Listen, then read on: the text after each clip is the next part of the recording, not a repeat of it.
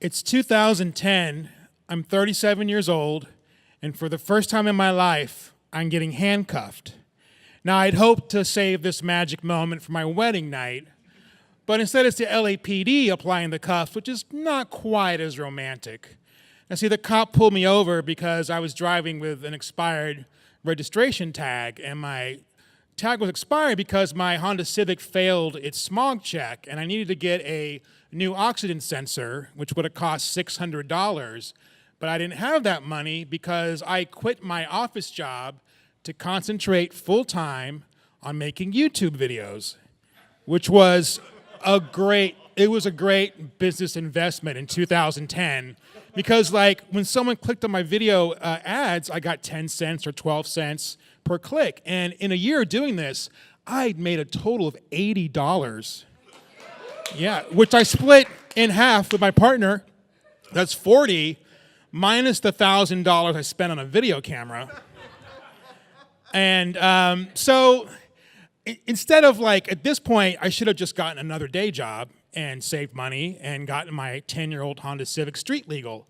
But because I'm a genius, which you've heard already, because I'm a genius, I had a better plan, which was I was only going to drive my car when it was dark outside. And I put my bike rack on the back of the trunk of my car because one of the straps partially obscured the registration tag year. And whenever I saw a cop car in my rearview mirror, I would like pull over to a side street till he passed by. And that plan worked great for about 6 months. I've been pulled over twice in that time, but each time I got a $25 fix-it ticket, which is nothing compared to the $600 I needed to fix the car. So I thought, well, let's keep doing this for a while or ride this out till the YouTube thing takes off like gangbusters. But the third time I got pulled over, it was different because the cop took my license and he went back to his patrol car to run the information, and he was gone for a long time. I was waiting in my car like, what is he doing back there? Why doesn't he just write me the fix-it ticket? And then he comes back to my car and says, sir, I need you to step out of the vehicle for just a moment, which was a lie. And I thought, okay, I guess he wants me to stand up while I sign my fix-it ticket. And then I got out of the car and he says, sir, I need you to lean over the hood of your car and put your hands behind your back. And I thought, how am I going to sign this fix-it ticket with my hand? Whoa, those are handcuffs. Holy shit, I'm getting arrested. And I'm in shock right now. My mind's reeling like, is this really happening? And part of me thinks, well, I'm a writer, so this is a good experience. So I have to wait by the side of the road while they call a tow truck to take away my derelict Honda Civic. And while I'm standing there, the cop says, sir, do you know why I'm arresting you? I'm like, because my car registration's expired. He's like, no, that's not why. You know why I'm arresting you. I'm like, because of my 5 unpaid parking tickets. He's like, sir, this has nothing to do with your car. You know why I'm arresting you. And he's getting mad at me that I don't know the answer. I'm like, I don't know. I'm just going to blurt out because I killed those nursing students and they're in the truck of my car. You got me. I mean, I'm not a real criminal. I'm just a guy who doesn't pay his frickin' bills. And finally he says to me, you remember what happened on the subway? And he's talking about 7 years earlier. The memories come flooding back. In 2003, the LA subway system was like the Wild West. I mean, most people in LA didn't even know we had a subway back then. And I moved here from New York, so I was used to taking subways. So I found the one here, and they hadn't even put in any turnstiles yet. It was like so new that there was just a sign saying, no one beyond this point without a ticket. But I learned quickly that I could just walk onto the train, take a free ride, and no one checked to see if I'd paid. It was the honor system, and at that point I had no honor. Or at least it was worth less than $1.50. And I would take that free ride to my job every day where I was working at a law firm, ironically. I was breaking the law, I go to the law firm. And I rode free for a year, and it was great. And then one day, they put transit cops on the train, walking up in the aisle saying, ticket, ticket, show your ticket. And I had the perfect, foolproof plan at this point to get out of this situation. So he's like, can I see your ticket, sir? And I say, I swore I bought one. It must have fallen out of my pocket.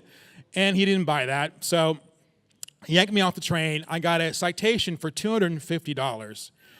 I was so annoyed because I had just spent 10 hours working overtime on a Saturday at the law firm to make extra money, and that ticket would have wiped out all that I'd worked for. So I got home, I was so mad, I just tore it up and threw it away. I thought, if they really want this money, they can find me. And they did find me 7 years later because I had a warrant for my arrest. And so it's Thursday night at 10 o'clock, and I go to jail, in Hollywood City Jail, and I'm in like a room with like 4 other guys in these like hard bunk beds. And I learned early on the best way to deal with jail is to be asleep as much as possible. Like everyone just laid down and went to sleep, because when you're asleep, you're free. Like you don't remember where you are. In your dreams, you're just frolicking through a field, then you wake up and go, oh fuck, I'm still in jail. Back to sleep, back to sleep, back to sleep. And then like at 5 a.m., they shackle me arms and legs to another prisoner. I get in the prison bus, and I'm taken to LA County Jail. And I'm in a room with like 50 guys now.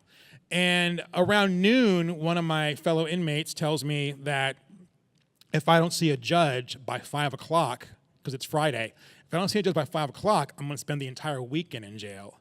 So now it's like a clock ticking. I'm getting a little nervous because they keep coming in and calling names to see the judge, but they're not calling my name. And it's 1 o'clock, it's 2 o'clock, 3 o'clock, 4 o'clock. Holy shit, I'm going to be here till Monday at least.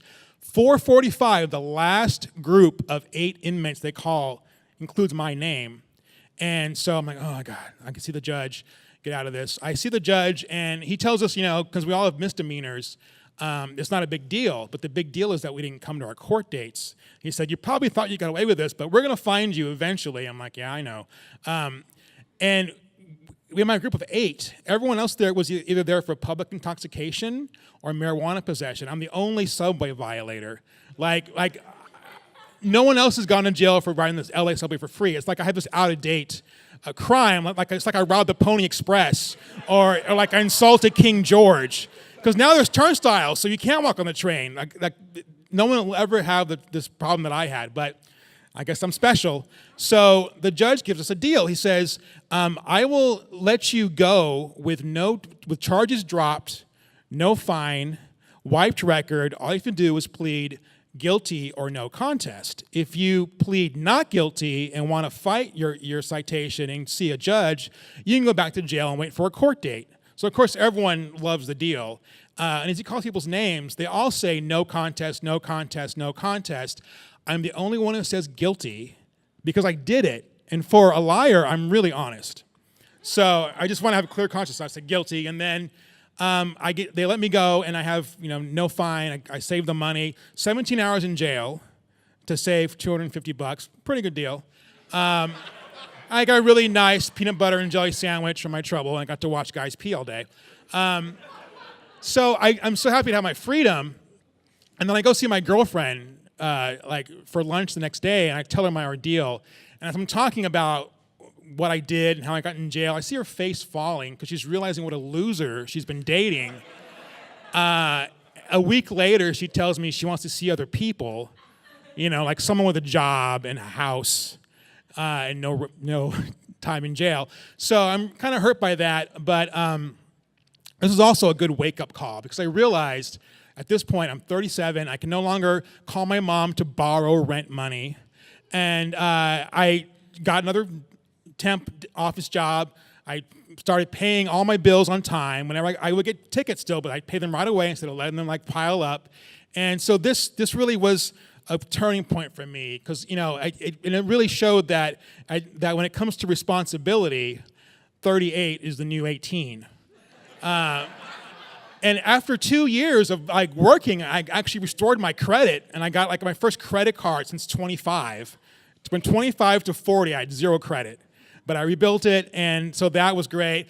And for that girlfriend who dumped me, a week later, she started texting me because she was turning 40 and freaking out about wanting to have a baby. So she said, why don't you just come over and get me pregnant?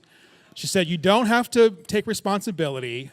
You can just get me pregnant and never see me again, or you can visit the baby occasionally and be Uncle Brandon.